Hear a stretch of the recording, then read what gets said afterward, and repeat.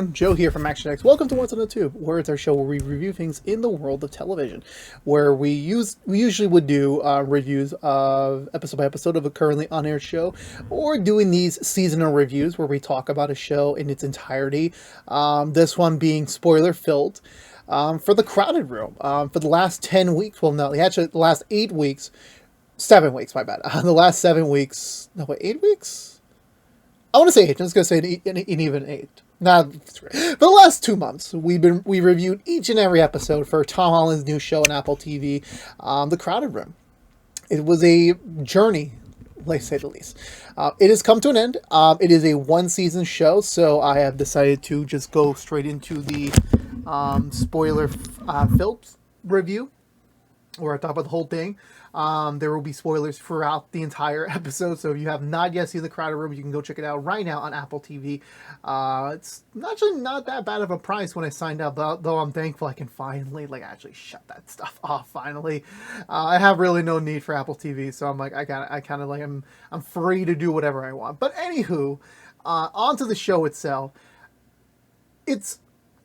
Well, first of all, the only reason why I reviewed this at the beginning, because I gotta support a Spider-Man, post Spider-Man. He's still Spider-Man. It's just right now he's not Spider-Man. We don't know when he's gonna come back. But for me, I will support anything that any of the Spider-Man do that's after or just not Spider-Man related. If Toby ever does a show, I'm gonna gladly review that day one, no questions asked, whatever it could be. And I know Toby was in a show on, I think it was on Apple TV too, but I opted not to do that one since he wasn't the lead. They have to be the lead. So Andrew Garfield last year did Under the Banner of Heaven, which we did an entire review series on, and this year Tom Holland did The Crowded Room, and this being his first real post Spider-Man role. I mean, you could say, oh, Uncharted came after No Way Home, but in reality, this was the first and currently the only thing he has shot since No Way Home came out. So this was his first real venture into that. I mean, he's done other films like Cherub, which also was on Apple TV, but I didn't really hear good reviews for that one, personally speaking. But to get into it, just to stop all the background stuff, I'll give my spoiler-free thoughts. It'll just be a small couple sentences. We'll move on to the actual thing. I think The Crowded Room, it's a very different show from what I'm used to. This is mainly talking about mental health. Now, I've watched shows before about mental health, specifically 13 Reasons Why. And while that is a whole nother can of worms that I'll most likely talk about sometime in the future, with this show, I legitimately went into it very blindly, because I didn't want to know the premise. I just wanted to let the story naturally unfold, because there's a lot of stakes nowadays where TV shows get very heavily advertised.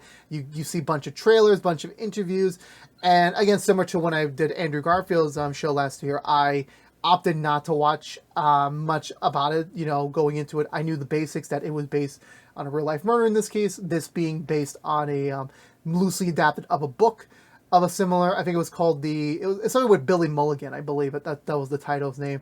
And while this is not a direct adaptation of it was directly inspired by it.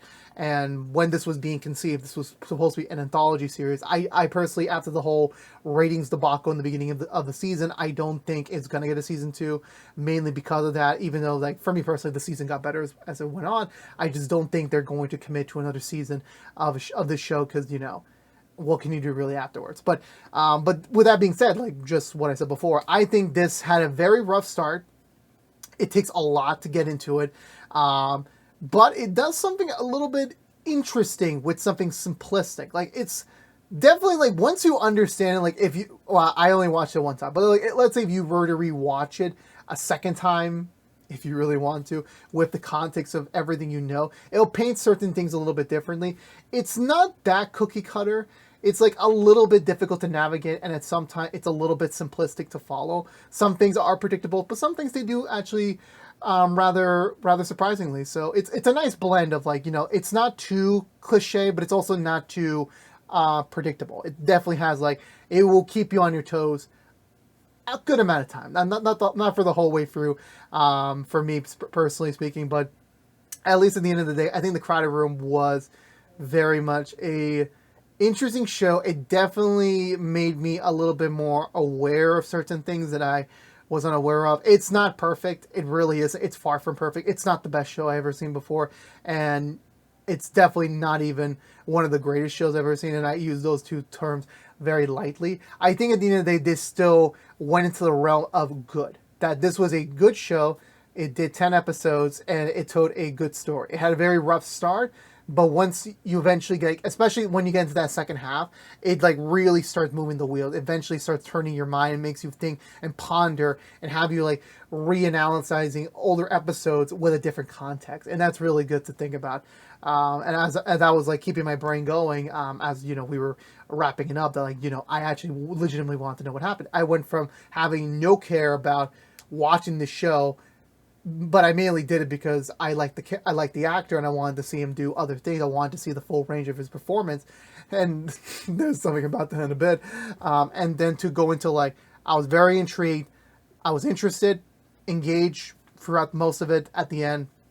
So honestly, that's a really good thing. Like, you know, it's a very slow burn. I'll say that much. It's a very slow burn, but you will be satisfied for what you see at the end of the day. So for me, like just in general sense, I would recommend it if you have free time. This is not a must-watch TV. I know Apple TV has a lot of other great shows on there, like The Morning Show or Ted Lasso. You can watch those for, this is one of those, like, if you got time, go watch it. It's definitely not like a day, it wasn't a day one binge. If I didn't have to review it, I probably would have waited until like, actually, does Apple TV even make DVDs? I don't think so. But I would have probably waited till like it was on sale, or if I got it for a different reason and then watch it, because I do like Tom Holland a lot. But yeah, but also shout out to like Tom Holland and Amanda Seinfeld are like the standout performers. Tom killed it from the first episode, and Amanda got really into her role when we were starting to get a little bit more deeper into the content. So definitely shout out to both of them, you know, for carrying this entire show, in my opinion. So with that being said, again, now we're going to the spoiler section. So again, last chance. We will be spoiling everything about the Crowded Room, or at least the majority that I have to think of right now. But if you also do want to catch out the entire series, remember we have reviewed every episode on our YouTube channel, so go check them out. There's a playlist. I think there's going to be a playlist once I'm done with this when I'm done with this episode review. So you can go check that out, watch it as you go, and then eventually come back here to see how I fully feel about the show. You know, actually going into the actual specifications of things. But yeah, again, last warning, and then yeah, Bob's your uncle. Here we go.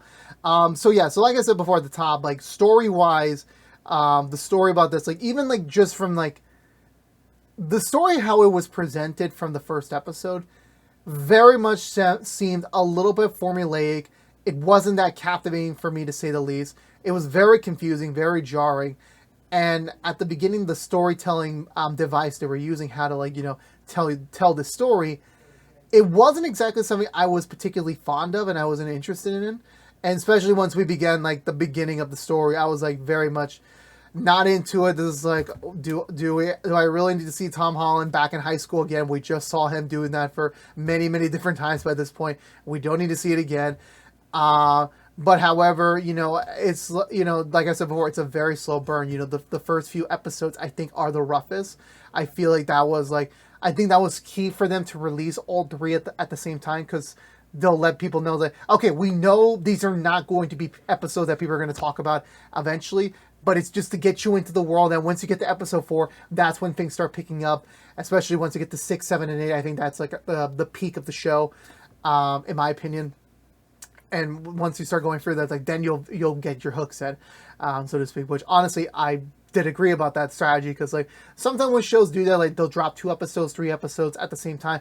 It's debatable on the quality, because like if it's really, really good television, they will purposely do it week to week to drag it out, so like to build more engagement as it goes. So I always find it very questionable when they do that sort of method. But with here, it makes sense because they were self-aware that these first 3 episodes were going to be rough. Like, you know, let's get it out of the way. Let's do one big viewing, then we'll move on to the hour-long viewing sessions.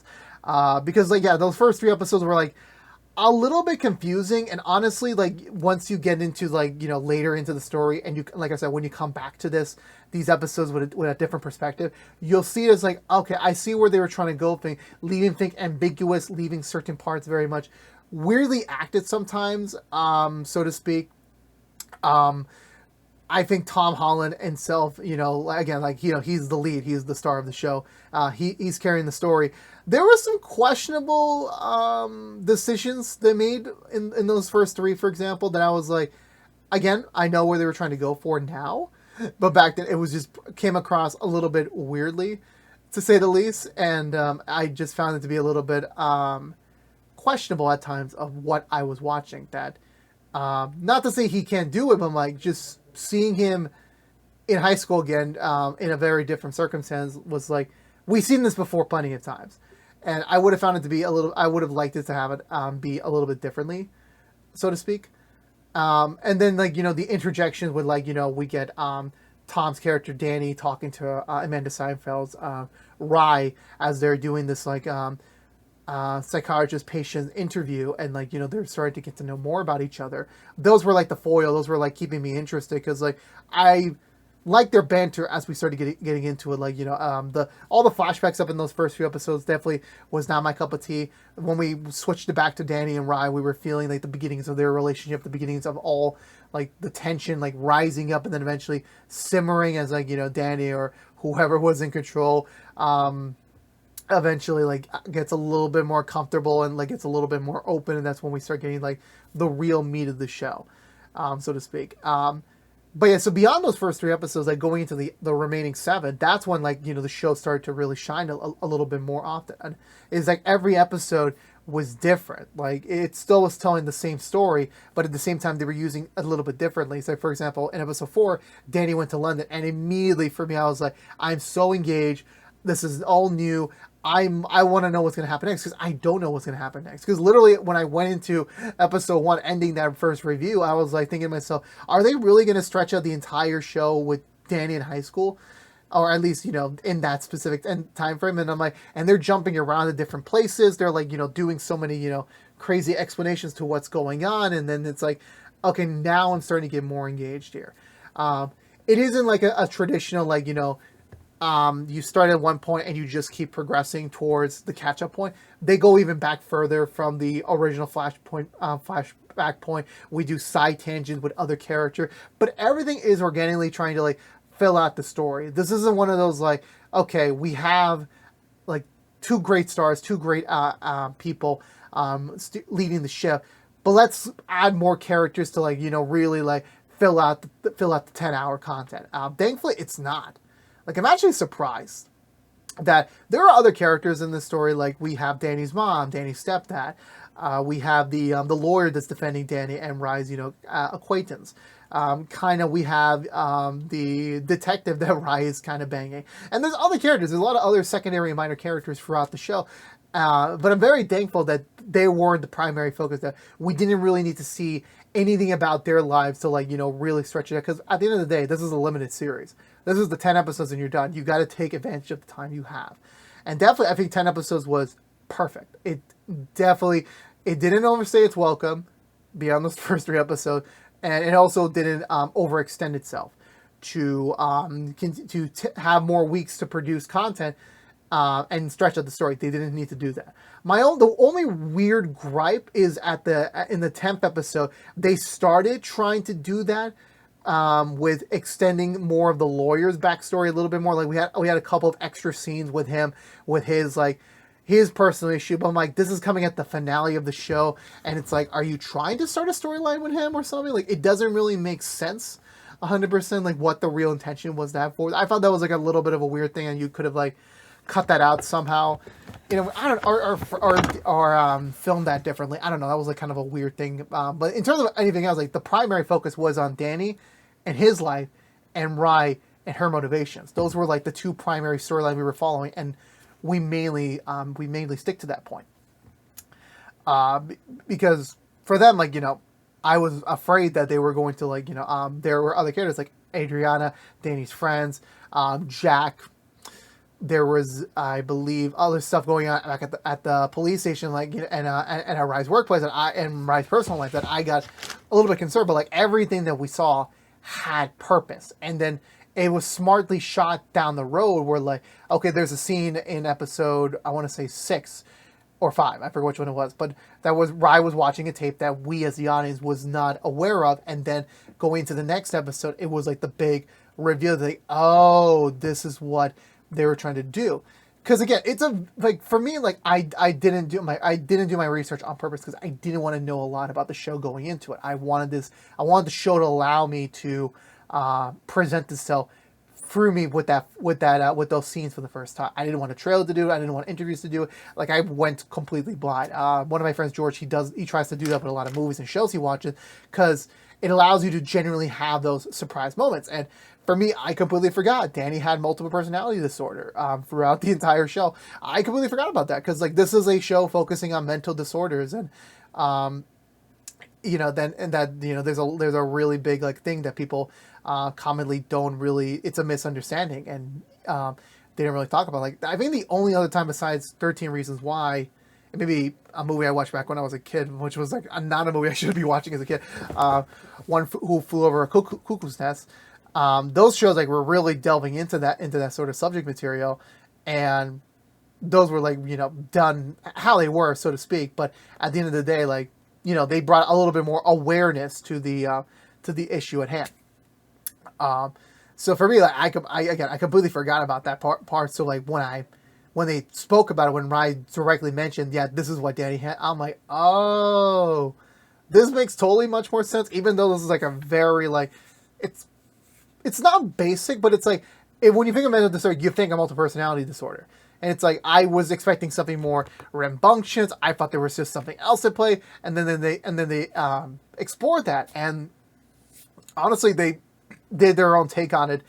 And it's still very relatively vague and not fully constructed. Like, I mean, again, it's a mental disorder, like, that we've done many, many decades of research on, but it's still not, it's something that we're still learning new stuff every time. There's not an exact science to it. Everyone is different.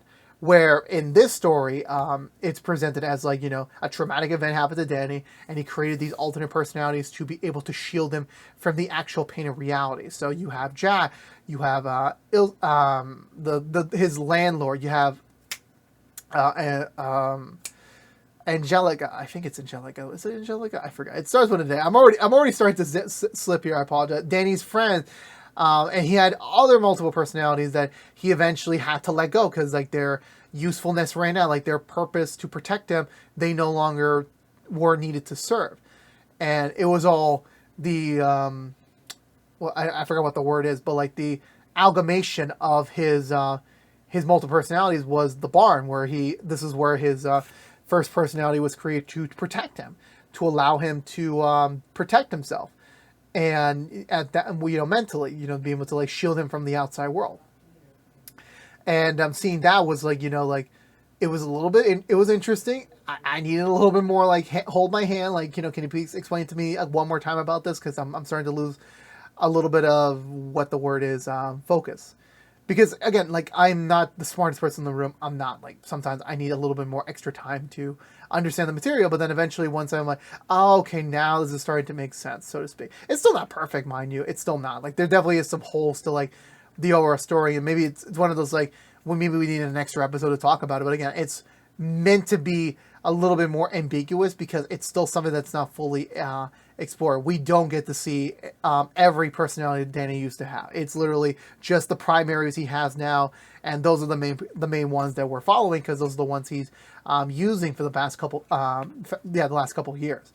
Then to switch back over to Rye, where when I said that Rye, in terms of Amanda Seyfried's character, didn't really shine until like later on in the series, is mainly because like she was just the foil, like she was the viewer in a way, like asking Danny these questions about his past, what happened to it, what events triggered to, how did we get to the moment now where we're talking to each other. Like she wanted to know everything so she can understand him, and that's like, okay, that's like, that's like the audience POV there. But once we got into Rye's episode specifically, where we knew more about her as a character, what her backstory is, what are her stakes in this game, and then we had that better understanding of her, and then that's when like, the two storylines start to like go in the same direction, where you have Danny slowly figuring out he does have multiple personality disorder, and then you have Rye, who is on the cusp of, being divided, where like at the start she was only taking care of Danny because this was a possibility to like prove some of her research right and be able to like accredit herself as like, you know, a actual like major force in her profession, in her profession field. But then eventually she started actually caring about Danny. Like, you felt that like she was very stiff, very professional, very much like direct with Danny at the beginning. But then she started like getting a little bit more comfortable, getting a little bit more, you know, personal with it. And then eventually having a stake in this, like, yeah, Danny is just a kid. He needs help. Like, you know, and this is like going beyond the, my research. This is going beyond the grants. This is going beyond anything that is personally beneficial to me. This kid needs help. He needs to not go to prison and actually have a chance to gain a normal life. And I'm the only one who really knows about his condition, and I'm the only one who can help him.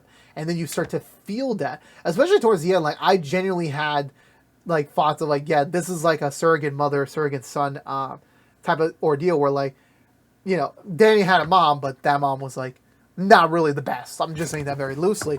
And then Rye comes in, like, you know, actually having Danny's back from the get-go.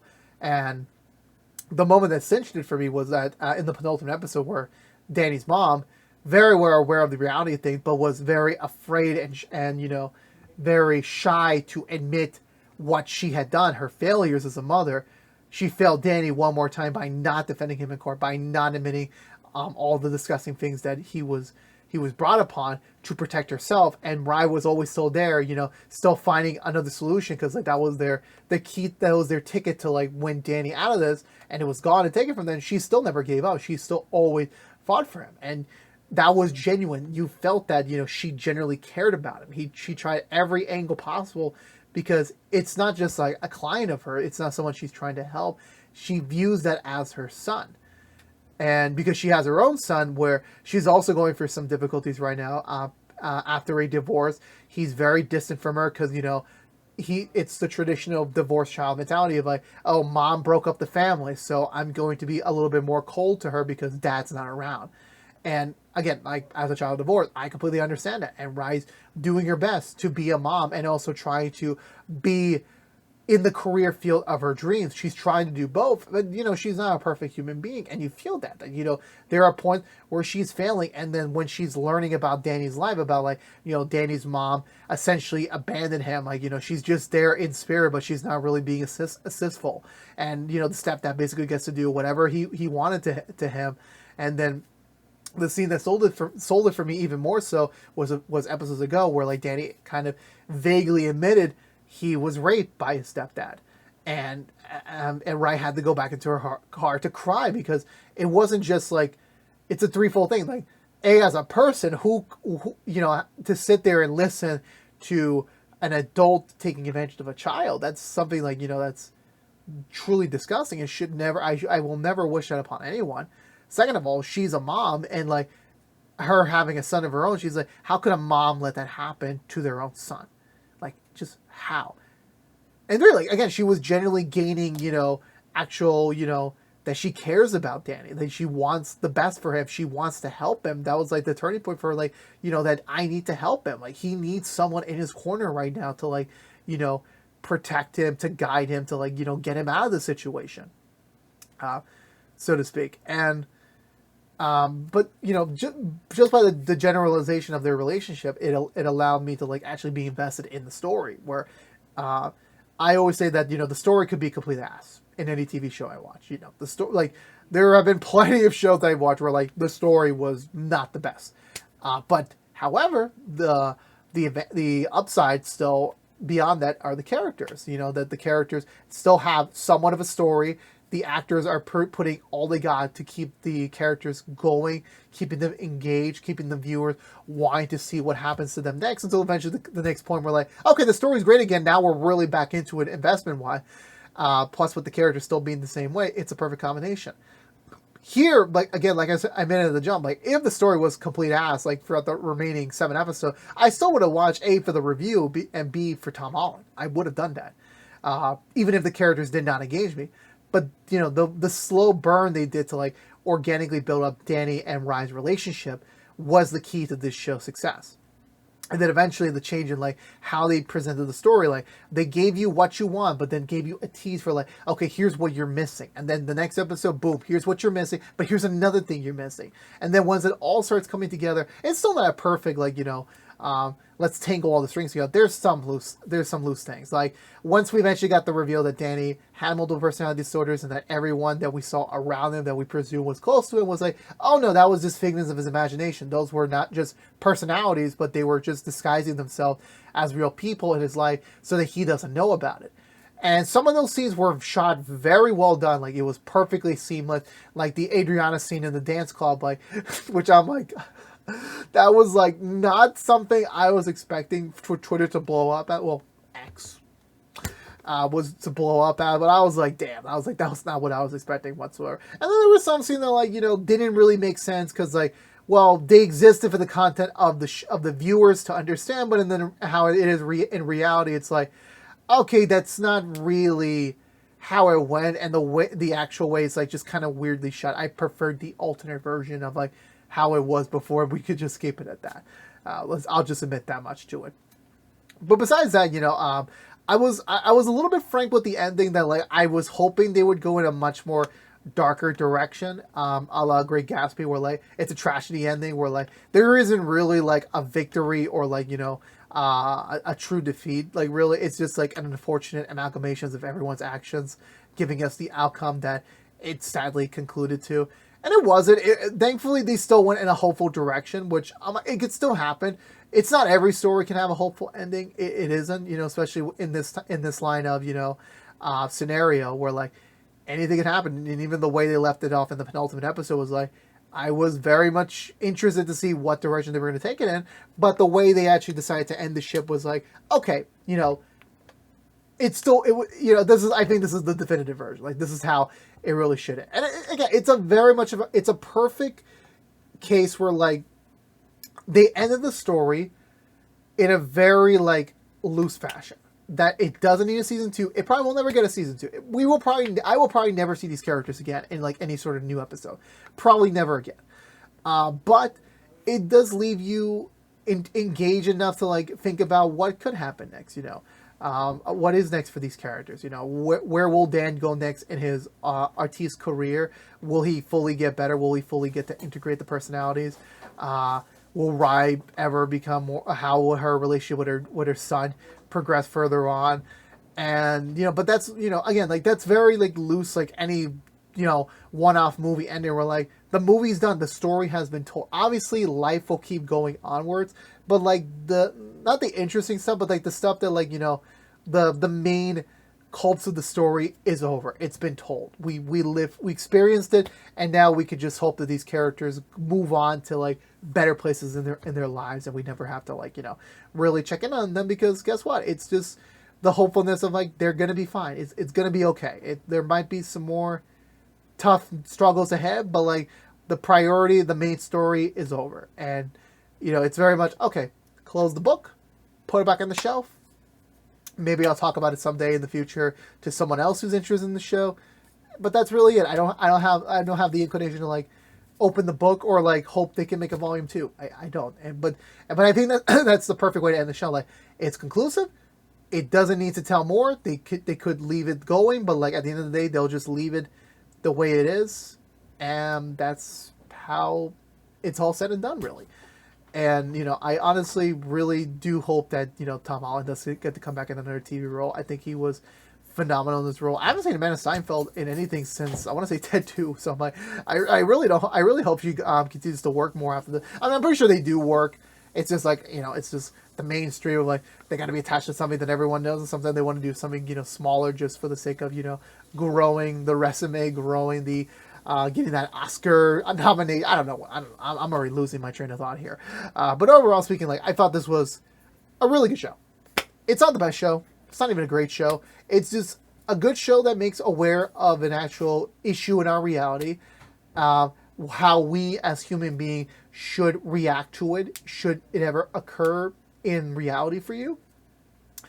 The two leads do a fantastic job leading the ship. The supporting cast do a pretty good job as well. Not everything's perfect, mind you. You know, there definitely is some holes in the story. Definitely just some things. Well, I could have done this. Could have been differently. But for what the expectations were set and then reevaluated, definitely I think it achieved in all marks. And definitely I could highly recommend that if you do have any free time and you don't got anything else going on, I would recommend this show. I would. This is definitely a very thought-provoking 8 hours. But if you got something else to watch on Apple TV, such as Ted Lasso or anything of the sort, I would say go check that out first and then come back around if you got any free time after that.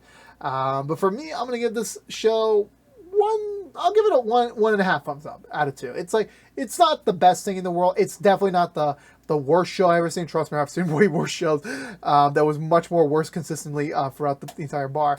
But this was still very well acted. They took the best what they can with the story. They made the best out of it, and I think it's still something to be presentable for to the wider audience. But yeah, let me know in the comments below what you think of The Crowded Room. Of course, spoiler free. What did you like about it? What did you hate about it? You know, tell me your thoughts down below. I would love to have a conversation with you down below as always. But I believe that's going to do it for me today, everyone. So I don't know where this has been. What's the 2 from ActionX reviewing The Crowded Room. Only on Apple TV. You can find that right now. But if you care about something else besides The Crowded Room, right now here on What's the 2, we're currently reviewing Nancy Drew and also Keels every week after brand new episodes on their respective platforms. I believe next week we're going to start High School Musical, the music of the series up again, so that's going to be a pretty big one. But again, thank you so much for watching. This is the end of our Crowded Room story. It's been a very fun 2 months, but, you know, sometimes you just want to like watch a show, have it be done, put it back in the wall, and then that's it. You know, never really have to focus about that again. But thank you so much for watching. If you're just watching this review, if you have watched all the 10 episode reviews we produce, thank you so much for your support. Thank you so much for your encouragement. Hopefully we'll get the last one in the trilogy. We need a Toby show. We need Toby to get his own TV show at some point. That's all I need to finish it off. Or maybe Andrew go back to TV. I don't know. Andrew's not doing anything right now, but he's doing a movie coming up, so there definitely is something for him on the horizon. But then again, thank you so much for watching. Please subscribe if you haven't yet. Like, favorite, share if you want to. Ring the bell and follow us on social media. But until we see each other again, thank you again. Stay safe out there. Be good to each other. And as always, peace out.